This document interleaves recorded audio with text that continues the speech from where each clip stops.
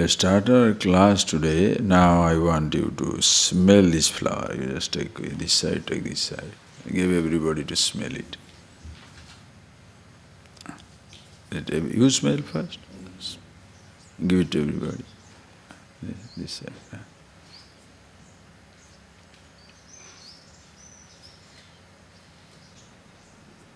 Yeah. Do you like the smell of it? Huh?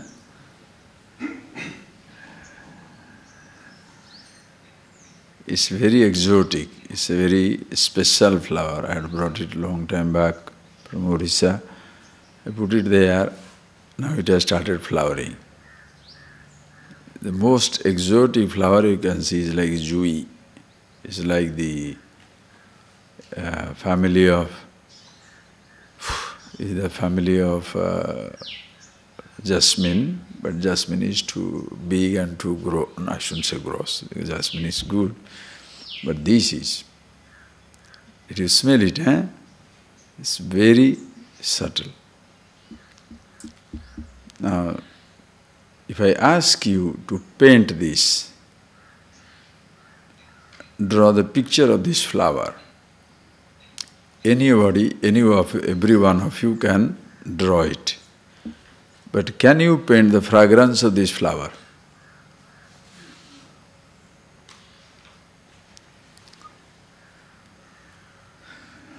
Everyone can draw the flower. You saw the shape, you can imitate it. You can paint the shape of this flower, but you cannot paint the fragrance of this flower. And the fragrance will be always unknown in a dead painting.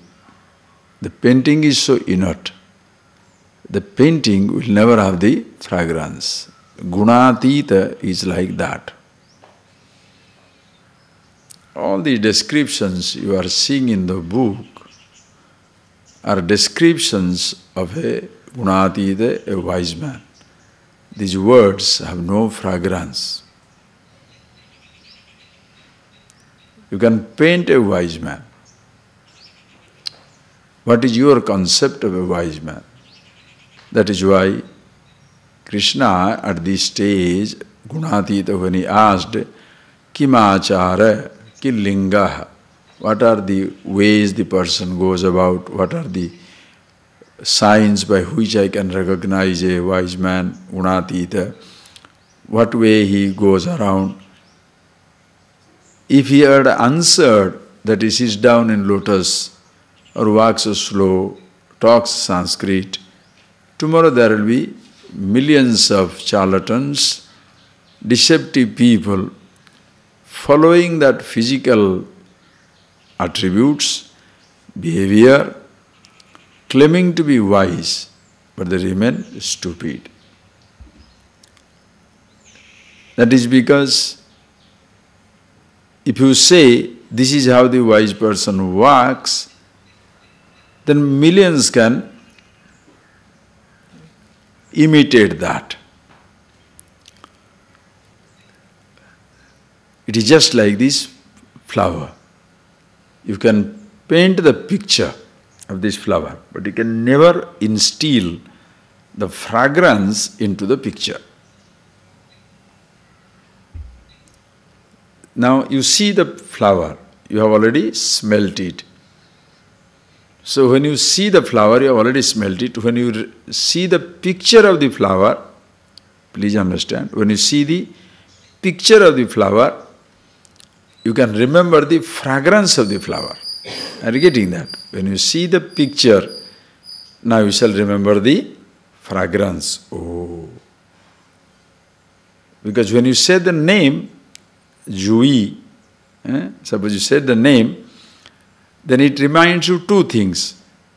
The flower, the shape it has, and the fragrance it has. Both are remembered. Suppose you have never enjoyed the fragrance, you will not understand. When you look at the picture, you may recognize the picture, but you don't enjoy the fragrance because in the picture there is no fragrance. The one who has understood himself, seen the flower, the shape of the body, seen the physical attributes of this creation, the elements, the physical body, this is the flower, the body flower. Nice little limbs, petals of all kinds. And in this mortal body, there is an immortal fragrance, consciousness, awareness that you are, gunatita. When you say painting a wise man, you have a photograph to be worshipped. But the wisdom, where does it go? Are you getting that point, please? Where does the wisdom go? You can take the photograph of the person, you call him wise. But the person who, like you have now, I showed you the flower, you smelt it. So any time later on, when you see this flower, you remember the fragrance. That is why a living master. Living master because you see the flower, you enjoy the fragrance of wisdom. When the person is dead, you put the picture of the person, the fragrance of wisdom is not there. Only known people, those who have known him, they see the picture, oh, he was a right person. Fragrance is not there. Thereafter, the rest of the generations will be only worshippers of the dead flower, there shall be no fragrance. That is why in this tradition, living masters, not dead ones. Dead ones are gone. Dead is dead. That person is gone. You can try to create a cult around it, you can do anything you like because that's your business. You force the other people to enjoy the fragrance which they don't understand. It's like the person has never seen he has never seen the flower. What is the question of he is going to enjoying the fragrance of it? You can tell him, oh, when this flower, oh, Swamiji showed it to us, and it was in the garden, it was so exotic. You go crazy about it because you have smelt it. The person to whom you are telling without the flower, but he is seeing only the picture, you cannot talk anything about because he will not understand the fragrance of the flower. So, if the only difference is, please understand, only difference is, here the fragrance belongs to the flower. Whereas the wisdom belongs to you. Therefore, a living teacher can, because a dead teacher cannot point out the fragrance in you. A living teacher can point out the fragrance in you. Once you remember the fragrance in yourself, it becomes easy to spread that fragrance. Why? Because each one helps the other person to enjoy the fragrance of the flower. With this flower gone, the fragrance is dead. With the Guru gone, the wisdom is not dead. The wisdom continues to live with the disciple. Every person. That is why you can remind the other person. A dead man cannot remind.